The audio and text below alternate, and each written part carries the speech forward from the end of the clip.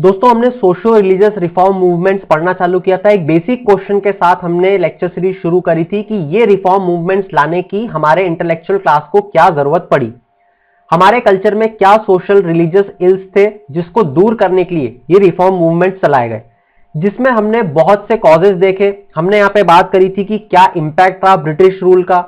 हमने रिलीजियस और social ills देखे कि हमारी सोसाइटी में क्या प्रिवेल कर रहे थे उस टाइम।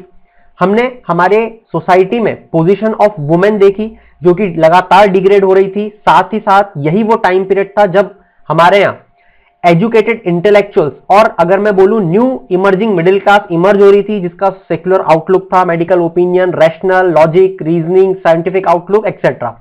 साथ ही कुछ ब्रिटिश की पॉलिसीज और साथ ही मॉडर्न वर्सेस वेस्टर्न कल्चर का डिबेट। फिर हमने देखा कि ये सब तो थे कॉजेस। फिर हमने देखा दो तरीके के मूवमेंट में इसको विभाजित किया जाता है, एक रिफॉर्मिस्ट, एक रिवाइवलिस्ट। हमने यहाँ पे देखा कि किस तरीके से वुमेन की position with the help of certain legislation यहाँ पे इंप्रूव करने की कोशिश की गई। जैसे by the help of Raja Ram Mohan Roy abolition of sati was brought out. इसी के बाद में widow remarriage act by the efforts of Ishwar Chandra Vidyasagar.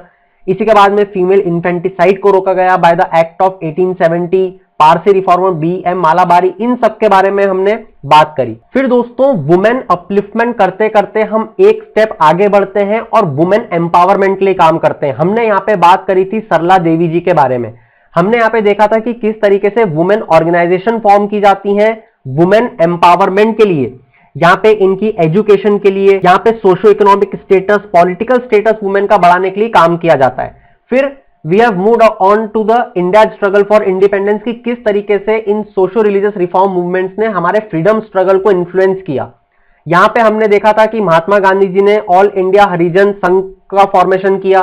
उसी के तर्ज पे हमने देखा था कि किस तरीके से हमारे बी.आर. अंबेडकर साहब ने ये स्ट्रगल लड़ी पूरी अनटचेबल्स के लिए, कैसे इन्होंने all India scheduled caste federation organise करी, कैसे इस पूरे इंस्टीट्यूशन ऑफ कास्ट के एनिलेशन की एडवोकेसी करी। इसी के साथ हमने फिर मूव ऑन किया था कॉन्स्टिट्यूशन पे कि किस तरीके से हमारा जो कॉन्स्टिट्यूशन है फ्री इंडिया का ये इक्वलिटी देता है, नॉन डिस्क्रिमिनेशन प्रोवाइड करता है on the basis of caste etcetera. यहां से हम मूव ऑन करते हुए चलेंगे दोस्तों कुछ ऐसी इंपॉर्टेंट पर्सनैलिटीज पे जिन्होंने इस पूरे सोशो रिलीजियस रिफॉर्म मूवमेंट्स को एक नया आयाम दिया, एक नया विजन दिया। और जितने भी अभी तक हमने लेजिस्लेशंस पढ़े वो सब इन्हीं की देन है, इन्हीं के एफर्ट से, जिस कारण से कि ब्रिटिशर्स ने ये रिफॉर्म्स हमारे लिए लेजिस्लेट करे। जिसमें सबसे ओल्डेस्ट और सबसे इंपॉर्टेंट पर्सनैलिटी की अगर मैं बात करूं और इनकी सबसे इंपॉर्टेंट इंस्टीट्यूशन जो उन्होंने स्टैब्लिश किया, अगर मैं इसकी बात करूं तो he is Raja Ram Mohan Roy and he establish Brahmo Samaj. इन्हीं को फादर ऑफ इंडियन रेनेसा बोला जाता है। राजा राम मोहन रॉय जी का लाइफ टर्म है 1772 से 1833। राजा राम मोहन रॉय जी साइंटिफिक अप्रोच वाले व्यक्ति थे। ये प्रिंसिपल्स ऑफ ह्यूमन डिग्निटी में बिलीव करते थे। साथ ही इन्होंने सोशल इक्वेलिटी के लिए अपनी लाइफ टर्म काम किया। ये मोनोथीज्म को मानने वाले व्यक्ति थे, मतलब कि एक भगवान। He also wrote gift to monotheists in 1809। साथ ही translated into Bengali the Vedas and 5 Upanishad, ताकि ये कन्विक्शन पैदा कर पाए कि एंशिएंट हिंदू टेक्स्ट जो थे वो भी मोनोथीज्म को ही सपोर्ट करते थे। इन 1814 ही सेट अप आत्मीय सभा, जिसको सोसाइटी ऑफ फ्रेंड्स भी बोला जाता है, इन कैलकाटा। इसका ऑब्जेक्टिव था दोस्तों to propagate the monotheistic ideals of Vedanta, कि आप एक भगवान की पूजा करो, और साथ ही आइडोलेट्री के अगेंस्ट कैंपेन चलाना। आइडोलेट्री मतलब मूर्ति पूजन, कास्ट रिजिडिटीज के अगेंस्ट कैंपेन चलाना, और जो भी मीनिंगलेस रिचुअल्स और कोई भी सोशल इल्स जैसे सती जो थी उसके अगेंस्ट ये कैंपेन चलाते थे। ये रैशनलिस्ट आइडिया से बहुत ज्यादा इन्फ्लुएंस थे, मतलब कि तर्क क्षमता, और वेदांता जो है वो हर चीज के लिए रीजनिंग के लिए यूज करते थे। और इसी के साथ आप गांधी जी और राजा राम मोहन रॉय को कंपेयर अगर करोगे तो इन्होंने भी यही बात बोली है कि अगर कोई वेदांता भी रीजनिंग से पिछड़ रहा है या किसी चीज की रीजनिंग नहीं दे पा रहा, कि जैसे अगर मान लो वेदांता में लिखा है कि सती करना चाहिए मगर उसकी रीजनिंग नहीं दे पा रहा, तो आप उससे भी डिपार्चर कर सकते हो उस स्क्रिप्चर से। इसी के साथ दोस्तों ये बहुत क्रिएटिव और इंटेलेक्चुअल प्रोसेस में बिलीव करते थे। बेसिकली ये प्रोसेस किस तरीके से थी कि ये हर रिलीजन को स्टडी करते थे और बोलते थे कि जिस रिलीजन में जो चीज सबसे बेहतर है उस चीज को अडॉप्ट कर लो। And you will be amazed to hear this fact दोस्तों कि Raja Ram Mohan Roy was a gifted linguist, मतलब कि ये बहुत सारी भाषाएं जानते थे और डजन ऑफ लैंग्वेजेस जैसे Sanskrit, Persian, Arabic, English, French, Latin, Greek, Hebrew etcetera. और इसी कारण से क्योंकि ये इतनी सारी लैंग्वेजेस जानते थे तो ये हर रिलीजन का जो टेक्स्ट है वो उसकी ओरिजिनल लैंग्वेज में पढ़ते थे, मतलब ट्रांसलेटेड नहीं पढ़ते थे। इस कारण से जो इनकी रिलीजन पे पकड़ थी वो बहुत ज्यादा थी और इसी कारण से ये उसका हवाला दे के हर रिलीजन में कुछ ना कुछ खामियां बता देते थे और एक दूसरे से कंपेयर कर पाते थे। साथ ही पॉलिटिकल एक्टिविस्ट भी थे दोस्तों, जिन्होंने जितने भी ऑपरेसिव प्रैक्टिसेस थी जो बंगाली जमींदार के टाइम उस टाइम की जाती थी उसको भी इन्होंने कंडेम किया है। इन्होंने टैक्सेस को अबॉलिश करने की डिमांड रखी है बहुत जगह। उसी के साथ जो एक्सपोर्ट ड्यूटीज होती थी जो इंडियन मर्केंटाइल क्लास को ज्यादा पे करनी होती थी उसके भी रिडक्शन के लिए उन्होंने लड़ाई लड़ी है, आवाज उठाई है। ईस्ट इंडिया कंपनी को अबॉलिश करने के लिए, उनके ट्रेडिंग राइट्स छीनने के लिए इन्होंने आवाज उठाई है। इन्होंने एग्जीक्यूटिव और जुडिशरी के सेपरेशन के लिए भी और साथ ही साथ जो superior services, Indian civil services जैसे उसमें इंडियनाइजेशन की भी डिमांड बहुत बार की है। उसी के साथ he also had demanded judicial equality between Hindus and Europeans जो उस टाइम नहीं थी। तो इस तरीके से आप ये सब चीजें अगर मेंशन करोगे तो आप इस तरीके से बोल सकते हो कि Raja Ram Mohan Roy was an internationalist with a vision beyond his times, मतलब इनका जो विजन था ये इस समय के बहुत ज्यादा आगे था। इनका जो, क्योंकि दोस्तों यूनिवर्सल कैरेक्टर हमको देखने को मिलता है, इनके प्रिंसिपल जिस पे काम करते हैं, जो हमने फ्रेंच रिवॉल्यूशन से देखे थे, लिबर्टी, इक्वलिटी, जस्टिस, ये उस टाइम के प्रिंसिपल्स नहीं थे, उनके टाइम के बहुत आगे के प्रिंसिपल्स थे। इसी के साथ राजा राम मोहन रॉय के साथ में बहुत सारे इनको सपोर्ट मिला, इन्होंने सपोर्ट करा, जैसे डेविड हरे, अलेक्जेंडर डफ, देवेंद्रनाथ टैगोर, पीके टैगोर, चंद्रशेखर देव, ताराचंद चक्रवर्ती, ये सब इनके एसोसिएट रहे हैं।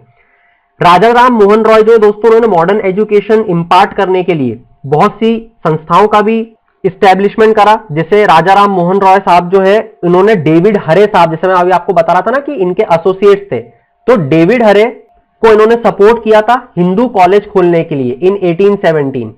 और राजा राम मोहन रॉय जी ने खुद ने स्टैब्लिश किया था खुद का वेदांता कॉलेज, जहां पे इंडियन लर्निंग भी सिखाई जाती थी और western social and physical sciences भी कोर्सेस ऑफर किए जाते थे। इसी के साथ ये बंगाली लैंग्वेज के लिए भी इन्होंने बहुत ज्यादा काम किया है बाय कंपाइलिंग अ बंगाली ग्रामर बुक। और जैसा मैं आपको बार बार बता रहा हूं कि abolition of sati was backed by Raja Ram Mohan Roy and so his efforts were rewarded by the government regulation act 1829, जिसके तहत प्रैक्टिस ऑफ सती को एक क्राइम डिक्लेयर कर दिया गया। अब बात करते हैं इनके द्वारा स्टैब्लिश की गई सबसे इंपॉर्टेंट इंस्टीट्यूशन, दैट इज ब्रह्मो सभा। इन्होंने ब्रह्मो सभा फाउंड की थी इन 1828, जिसको कि आगे चल के ब्रह्मो समाज के नाम से रीनेम कर दिया गया। इस समाज के थ्रू इनका क्या ऑब्जेक्टिव था दोस्तों, बेसिकली जो इनके आइडियाज और जो इनका मिशन था कि साइंटिफिक टेम्पल डेवलप करना, ह्यूमन डिग्निटी, सोशल इक्वलिटी के लिए फाइट करना, इनका जो फेथ था मोनोथीज्म का, इसको बढ़ावा देने के लिए इन्होंने समाज को एस्टेब्लिश किया था और एक इंस्टीट्यूशनलाइज वे में ये अपने आइडियाज और मिशन को प्रोपोगेट करना चाहते थे। ये समाज जो था ये क्या करता था, ये जो खुद के अंदर का एक इटरनल व्यक्तित्व होता है, आपकी जो सोल होती है, उसको यहाँ पे निकालने की कोशिश की जाती थी with the help of prayers, meditations, reading of Upanishad, ये सब इसके वर्शिप के फॉर्म थे इनके यहाँ पे। और अगर लॉन्ग टर्म एजेंडा की बात करें ब्रह्मो समाज के, तो it is to purify Hinduism. जो खामियां थी हिंदुइज्म में, जैसे सती, फीमेल इन्फेंटिसाइड, इन सबको दूर करना, साथ ही अगेन मोनोथीज्म को प्रीच करना। और ये ब्रह्मो समाज बेसिकली दो पिलर पे बेस्ड था, जिसमें से एक पिलर है रीजन और दूसरा पिलर है वेद या फिर उपनिषद। और ध्यान रहे, राजा राम मोहन राय अपना एक नया रिलीजन स्टैब्लिश करने की कोशिश नहीं कर रहे थे, वो हिंदुइज्म में जो भी एविल प्रैक्टिसेस हैं उसको प्यूरिफाई करने की कोशिश कर रहे थे। मगर जैसा आप जानते हो कि उस टाइम बहुत ज्यादा ऑर्थोडॉक्स सोसाइटी थी, तो उनको भी ये ऑर्थोडॉक्स एलिमेंट्स का सामना करना पड़ा। इसमें एक बहुत बड़े ऑर्थोडॉक्स हुए जिनका नाम है राजा राधाकांत देव, जिन्होंने राजा राम मोहन रॉय का अपोज करने के लिए धर्म सभा का एस्टेब्लिशमेंट किया। और जैसा मैंने बताया कि ब्रह्मो समाज 1828 में फॉर्म हुई और 1833 में बहुत सैड डिमाइस हो जाती है राजा राम मोहन रॉय जी की, और फाइनली ये जो मिशन है ये अधूरा रह जाता है। तो दोस्तों अगर ब्रह्मो समाज के फीचर्स को समअप करना चाहें तो बहुत ही आसान भाषा में इसको समअप किया जा सकता है। सबसे पहला, ये पॉलीथीज्म को, मतलब कि बहुत सारे भगवानों की पूजा करने को डिनाउंस करते थे, मना करते थे, आइडल वर्शिप को मना करते थे।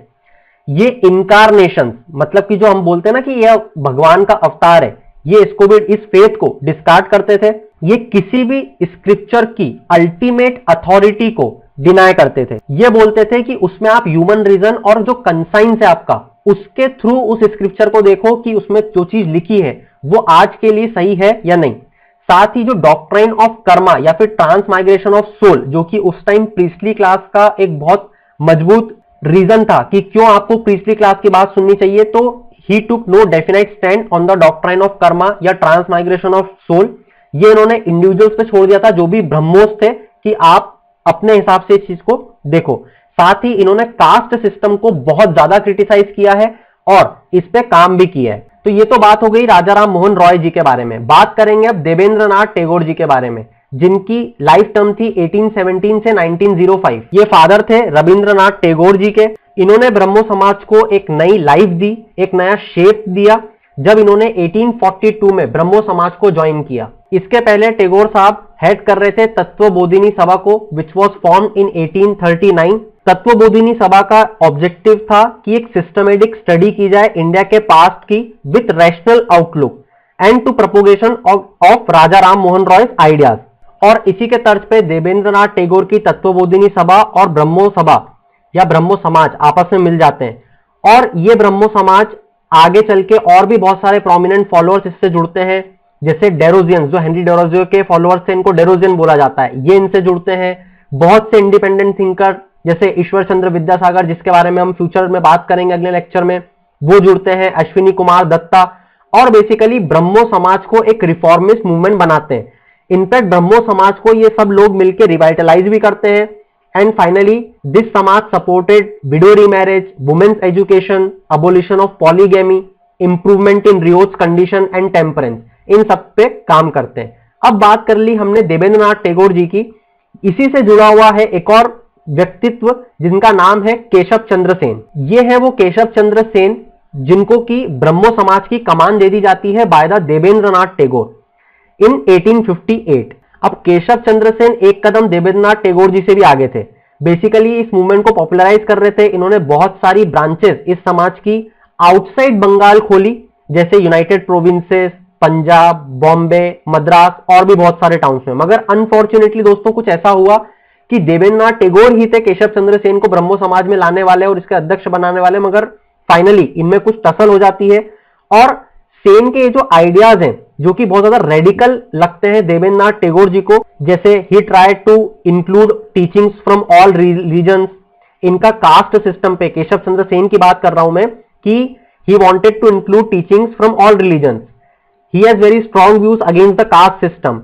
इवन इन्होंने इंटरकास्ट मैरिजेस को बहुत स्ट्रांगली सपोर्ट किया। तो ये सब केशव चंद्र सेन के आइडियाज देवेंद्रनाथ टैगोर जी को अच्छे नहीं लगे एंड फाइनली टैगोर साहब dismiss Keshav Chandra Sen from the office of Acharya in 1865।